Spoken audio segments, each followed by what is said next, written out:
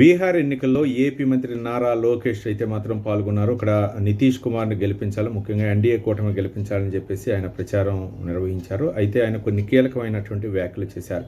నితీష్ కుమార్ని మోదీ నాయకత్వంలో అక్కడ కనుక గెలిపిస్తే మళ్ళీ డబుల్ ఇంజిన్ సర్కారు పరుగులు పెట్టే అవకాశాలు ఉన్నాయని చెప్పారు. ముఖ్యంగా ఆంధ్రప్రదేశ్లో అయితే మాత్రం ఇంటికి ఒక పారిశ్రామికవేత్తను తయారు చేయాలని చెప్పేసి మా నినాదం అని చెప్పేసి కేంద్రంలో నరేంద్ర మోదీ ఆంధ్రప్రదేశ్లో కూటమి ప్రభుత్వ నినాదం అని చెప్పేసి నారా లోకేష్ అయితే చెప్పారు.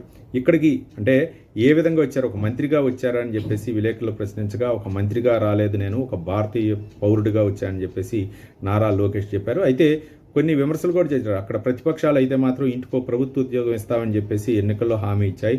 ఇంటికొక ప్రభుత్వం అనేది అది సాధ్యం కానిటువంటి విషయం. అవి ప్రజల్ని తప్పుదోవ పట్టిస్తున్నాయి ప్రతిపక్షాలు.